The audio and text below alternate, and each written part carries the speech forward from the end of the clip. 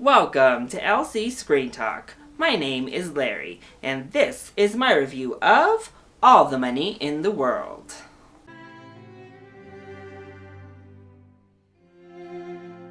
So this film made its major headlines under unfortunate circumstances. When Kevin Spacey came under fire under sexual assault allegations, and then he owned up to the allegation in the worst possible apology possible.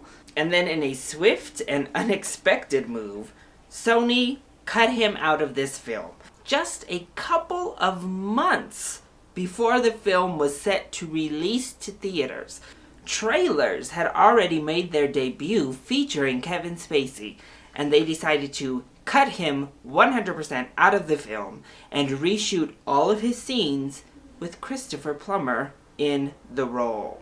So imagine everyone's further shock when the Golden Globes released their nominations list, and All of the Money in the World had several nominations.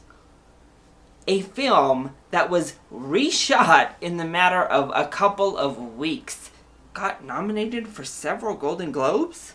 Needless to say, I was very intrigued heading into this screening. Because if I'm being honest, those Golden Globe nominations reeked of politics. I mean, even more so than award shows already do, and the Golden Globes in particular. But I was interested. Is this actually an awards level film? Does it deserve such accolades, or was it purely political?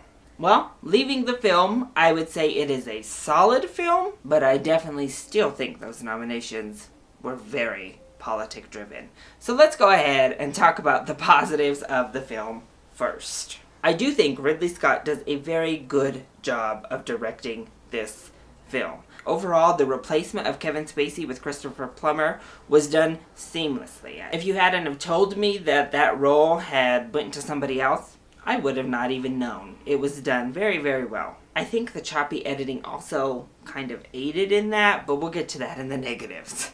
But the film looked sleek, it looked nice, the cinematography was beautiful. So from a visual standpoint, the film was very pleasing to the eye. And a lot of credit for that does go to Ridley Scott, who I think does a very solid job directing.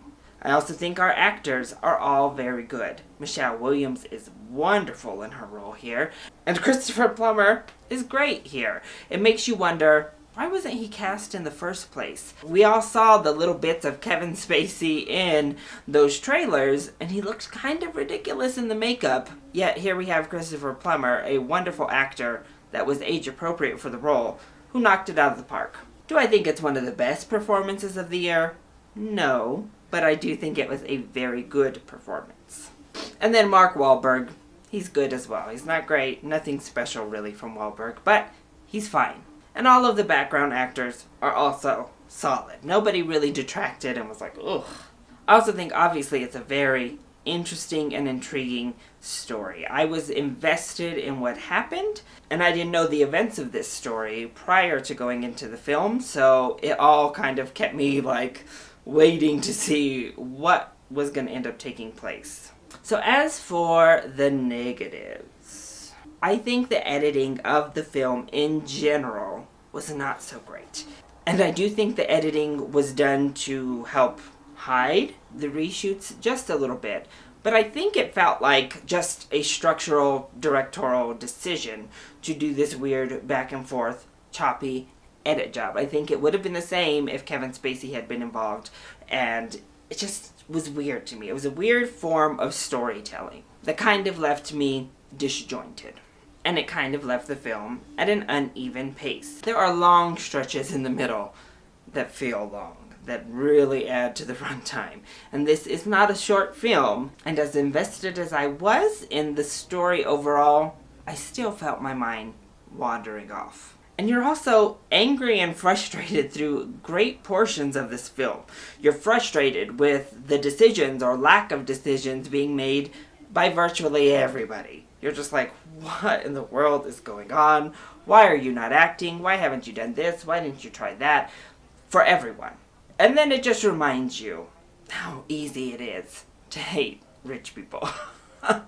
Christopher Plummer's Getty is not meant to be a warm and likable person, but wow. I mean, The hatred level toward this man is sublime, really, when you're watching this movie. He is a person with almost zero redeemable factors, and I think it is a great condemnation on the rich, honestly, and how they live their life.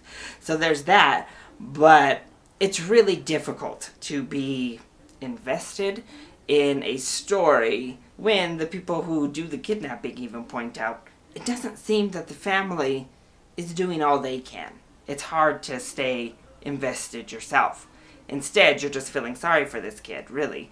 And then we have storylines that kind of pick up and then go nowhere. There are other kids in this family who I don't even think we know their names at all. Then we also get the storyline with their father, Getty's son, which doesn't make any sense. We're not given any sort of development there. It just is like, bing, bang, boom, here's the deal. And it's like, oh, okay. I don't understand. Because he's blood was kind of the reason Getty gave over and over again in the film. And you kind of understood he just feels entitled, period. But it seems a very strange choice that he kept the son in his life. We didn't really get any further development with the son. But he would then pop up again. Also, we don't really get development of the relationship between Getty and his grandson, and there is supposed to be some connection there, some connection that the grandson has to his grandfather, and in turn that the grandfather underlying has with that particular grandchild. And it's never developed, we never really see it, so it never comes off as genuine, and you're just kind of like, no, I mean, clearly he thinks of you just like he thinks of the rest of them, so I don't know where this faux connection is coming from. And really, I think everyone kind of lacks character development, other than one man who is working on the whole kidnapping scheme. He has great development and is by far the best character out of them all. The mother doesn't really grow as a person. Mark Wahlberg's character grows marginally as a person. Getty does not grow as a person, really. So there's no real development here.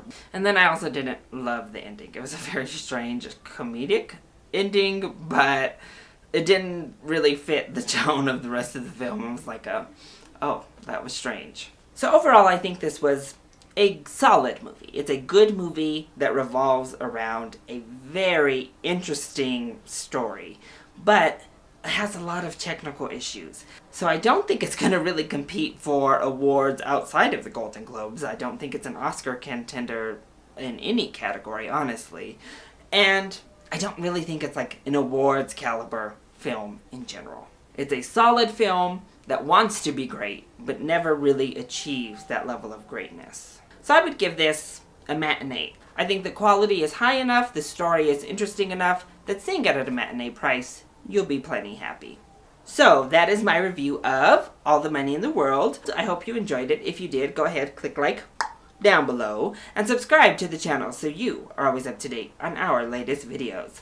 Are you excited to see All the Money in the World? Let me know either in the comment section down below, or you can hit me up on Twitter. I love you all so much for your support. Mwah! Thank you for watching, and I'll see you next time. Bye!